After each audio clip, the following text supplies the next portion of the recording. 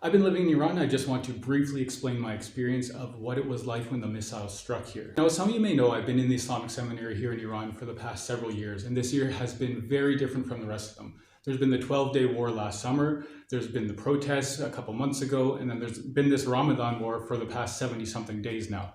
Now, what I wanted to explain was when the first missile struck. It was very different, obviously, from numerous missiles after that, and I really feel that the first one is definitely going to stick with you. This is something that many people experienced, whether it's here in the city that I'm in Qom, Iran, or in Tehran, where they were bombarded constantly, or many countries around Iran, or anyone who's dealing with the war as it is right now. Now, most people coming from Canada or America, like myself, we don't have any experience of war whatsoever. Most people have lived a very peaceful life for a long time in these countries.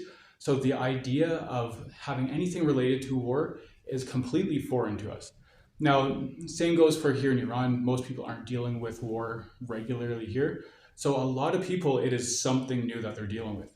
Now, when that first missile struck, it was like boom, boom, boom. And it was just like the earthquake, basically, in the whole apartment building. Now, we had no idea what was going on. I hopped on my motorcycle, drove around a bit to see what was going on. Now, when that first missile struck, it's certainly something that sticks with you. It is a small fear that comes within you. It's something you've never experienced before. It's not that you're scared of the missile itself or the impacts or anything like that. If the missile was to strike you, you wouldn't even know that it was coming. So it would be too late by that point. But the thing is, like you suddenly start to realize different things about yourself, where your level of faith is, how much you're attached to your wife and children, and very selfish ideas can come over you as well. The further away the missile strike is, the less you really care about what's going on.